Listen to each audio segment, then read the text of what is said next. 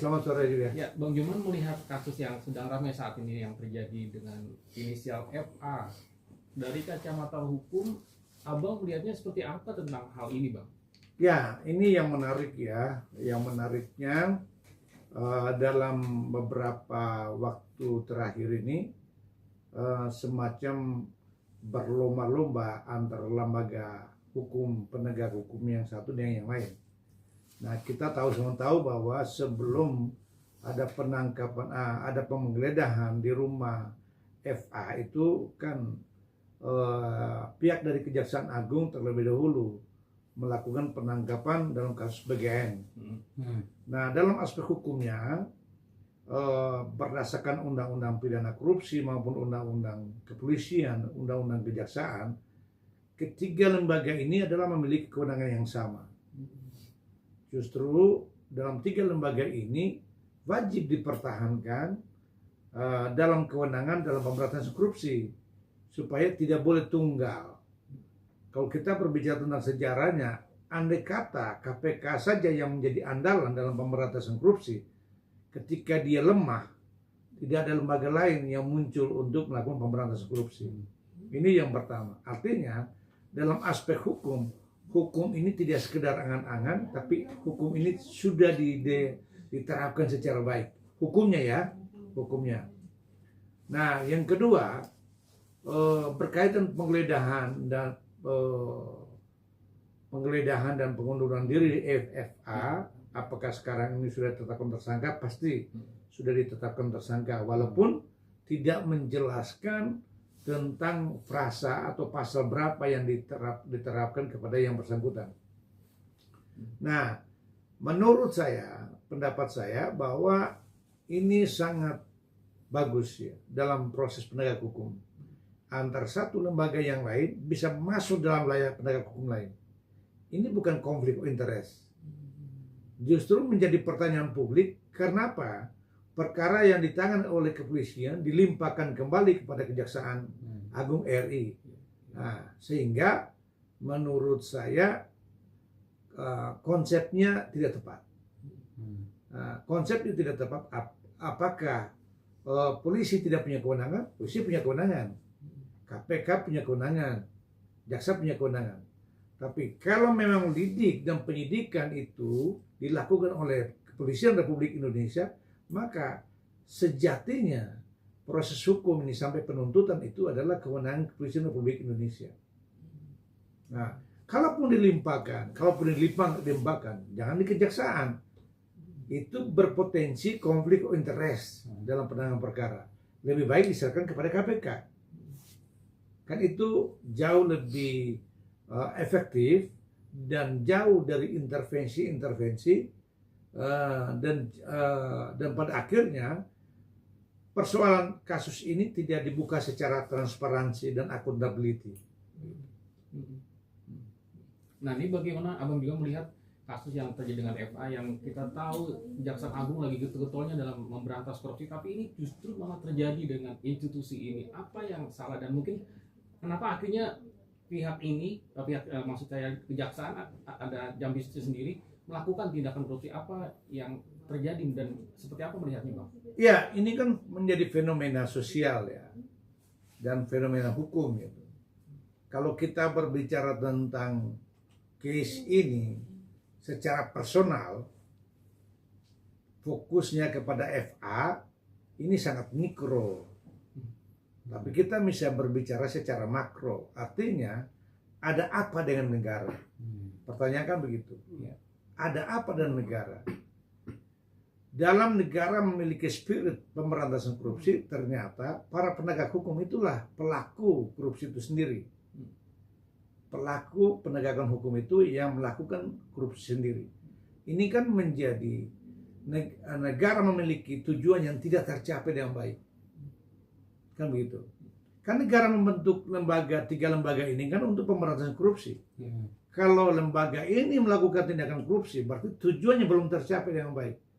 Yang pertama adalah kemanfaatan, kepastian hukum, dan keadilan. Nah, ini menjadi suatu pertanyaan yang menarik bagi kita, menjadi kajian yang menarik. Karena apa? Ada apa dengan negara ini? seorang hakim agung terlibat dalam kasus korupsi, seorang jenderal polisi terlibat dalam kasus korupsi, seorang yang berada di dalam level elit yang tertinggi dalam Kejagung terlibat dalam kasus korupsi, termasuk KPK. Nah, ini yang menjadi menarik gitu. Nah, kalau kita mau mencari variabel apa untuk mengatasi persoalan ini, satu-satunya itu adalah efek jerah. Nah, teori difference itu harus digunakan secara baik, di mana teori itu berorientasi kepada efek jerah, supaya orang tidak melakukan satu kejahatan dan itu segera dikendalikan. Nah, pengendalian ini juga harus menggunakan pendekatan modelnya apa? Crime control model atau due process model.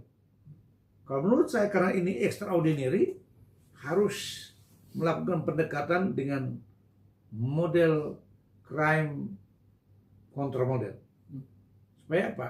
Kendalikan cepat. Kalau tidak, habis uang negara ini, Pak. Karena kita berbicara soal korupsi saat ini bukan lagi persoalan tentang kualitas, tapi lebih kepada kuantitas. Nilainya udah triliunan semua pelaku korupsi itu. Jadi publik itu merasa, wah, triliunan loh. Sementara dalam aspek sosiologis, masyarakat cari uang 10.000 aja susah. Tapi karena apa? Para penegak hukum atas nama negara yang diberikan kewenangan secara luas justru melakukan tindakan pidana korupsi. Ini menjadi satu masalah. Dan ini kan kasus EPA sendiri kan kasus besar semua ya, kasus batubara, Asabri, dan Krakatau Steel, dan total kerugiannya sendiri negara sendiri itu sekitar 34,62 triliun, Bang. Bagaimana Bang melihat kasus ini dan membedah kasus ini seperti apa, Bang? Ya, kalau kita berbicara tentang posisi FA ini kan posisi yang sangat strategis, jabatan yang sangat strategis yang berkaitan kejahatan-kejahatan korporasi, kejahatan-kejahatan tentang lembaga keuangan. Kan Jampitsus, ya kan, jaksa tindak pidana khusus, artinya kejahatan-kejahatan khusus termasuk korupsi kan. Nah, kalau di Jampitsus aja sudah bermasalah, maka dampak yang paling serius dalam persoalan ini adalah perekonomian keuangan negara. Karena di Jampitsus gini wilayahnya, bukan di Jampidum. Kalau Jampidum itu kayak kejahatan asusila, ya, kejahatan 372, 378, pencurian dan lain-lain, kekerasan, pembunuhan, itu jadi Jampidum. Yang dampaknya itu tidak terlalu besar. Seperti dalam posisi beliau FA ini sebagai Jampitsus. Jadi kegiatan ekonomi itu semua di dalam pengawasan Jampitsus, dalam penindakan Jampitsus. Kalau memang ini posisi yang strategi FA ini terlibat dalam kasus korupsi, maka berdampak kepada keuangan negara. Tidak menutup kemungkinan bahwa Indonesia bisa kolaps ini. Karena kita berbicara tentang mikro, ini kan hanya personal, Pak. Saya tidak mau membahas tentang soal pelaku FA. Bagaimana pelaku-pelaku lain yang belum terbuka, yang memiliki kewenangan yang sama? Kalau 10 saja dugaan dilakukan oleh lembaga-lembaga penegak hukum, ya bukan 34 triliun lagi kan? Harus 340 triliun, bisa saja lebih. Itu sudah bisa mendirikan kota baru kan? Lalu kalau dibagikan kepada masyarakat 270 juta jiwa, semua orang dapat Pak, tanpa bekerja. Nah, ini persoalan yang mendasar. Karena peristiwa penggeledahan itu di rumah dinas pejabat yang memiliki posisi strategis dalam pemberantasan korupsi. Karena beliau menjabat Jampitsus. Ya, gitu. Bukan Jampidum ya, atau Jam Intel, atau Jambas, tapi Jampitsus yang sangat berkaitan tentang tadi koperasi, asuransi, lalu berkaitan tambang, kejahatan tambang, kejahatan korporasi.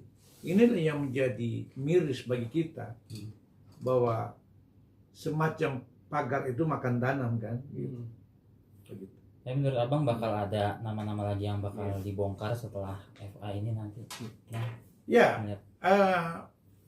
saya menduga kalaupun hasil penggeledahan dengan jumlah sebesar itu, tidak mungkin tidak ada sumber, kan begitu? Ya. Karena di ruang itu kan bukan tempat pabrik pembuat emas kan, atau tidak tempat pencetak uang gitu. Artinya itu menjadi titik akhir, ya kan? Sumber-sumber itu kan menjadi titik akhir emas dan uang 34. Dinilai kan dengan menurut wartawan 34 triliun itu. Itu kan titik akhir itu. Dihilinya itu. Maka dalam investigasi proses penyidikan itu harus mencari kepada hilinya, hulunya. Dari mana emas itu berada, dan siapa pemiliknya, dan kenapa berada di situ. Dari mana sumber uang itu ada. Jadi harus mencari itu. Kalau kita melihat dalam titik akhirnya selesai, ya tidak boleh tidak. Si pemilik rumah dan si pemilik itu harus bertanggung jawab. Tetapi pertanyaannya, apakah sumber-sumber itu berkaitan dengan kewenangannya?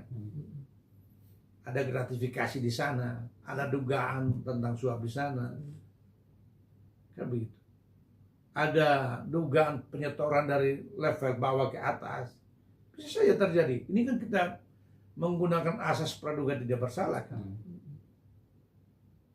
Jadi ya sejatinya harus mengungkapkan dari mana sumber uang itu berada, dari mana sumber emas itu berada. Bisa juga terlibat kepada orang-orang yang menggunakan tata kelola emas. Bisa juga diduga kan begitu. Lalu berkaitan tentang uang, bisa aja berkaitan tentang gratifikasi atau suap. Bisa saja dugaan-dugaan seperti itu.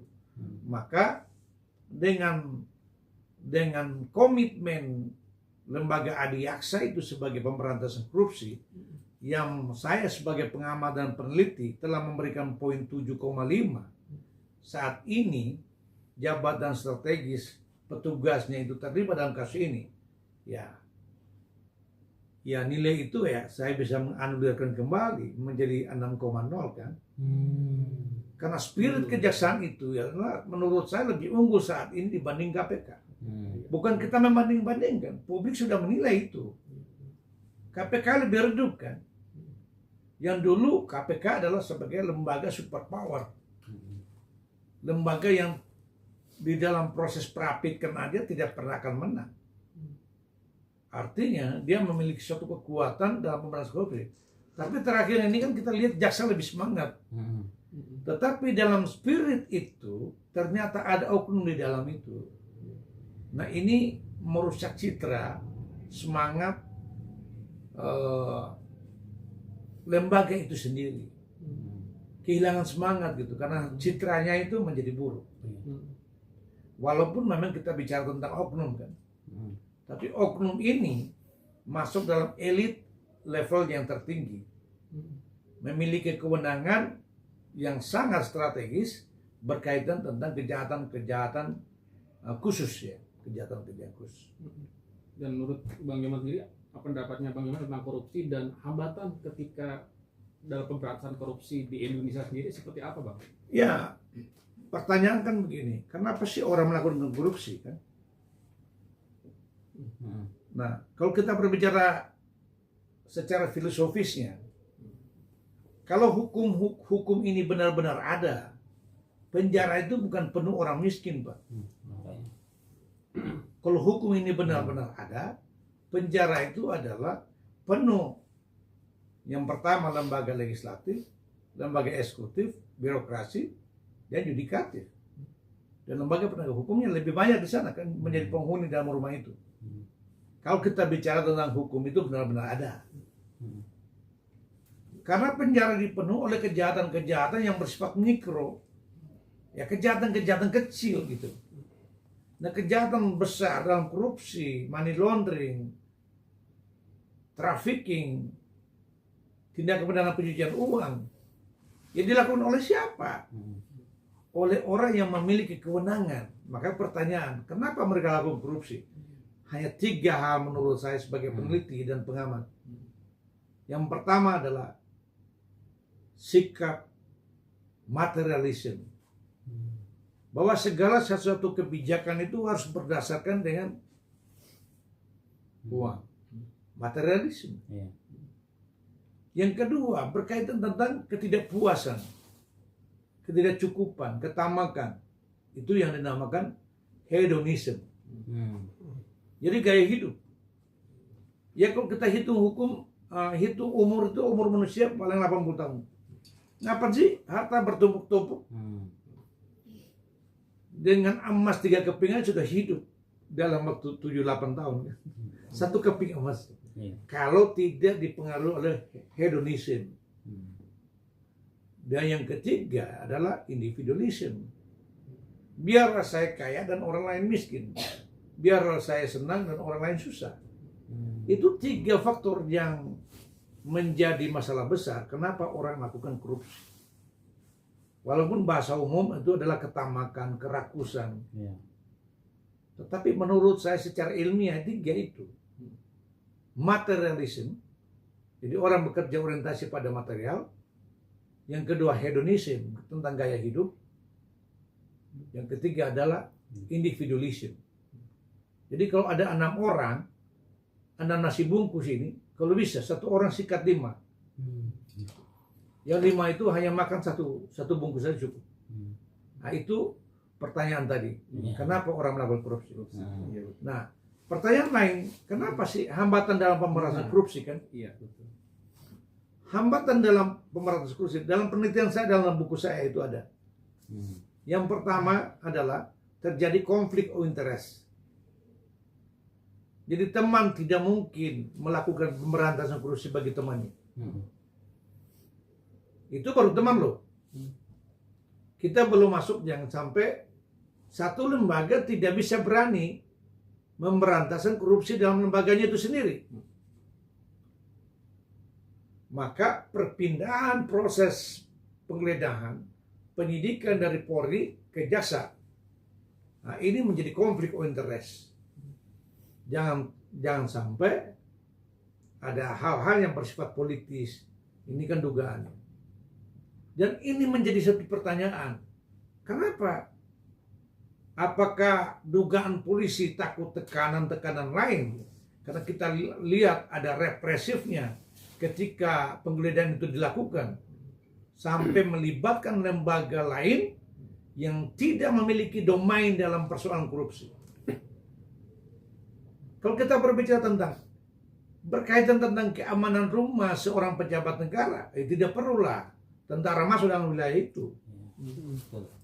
Tentara ini kan hanya berbicara tentang teritorial.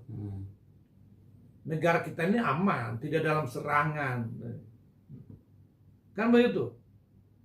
Kenapa harus dijaga itu? Nah, kalau kita harus akui bahwa secara ketatanegaraan berkaitan dengan Kamtibmas itu adalah kewenangan kepolisian. Di sana ada pasukan Brimob kalau ada hal yang serius.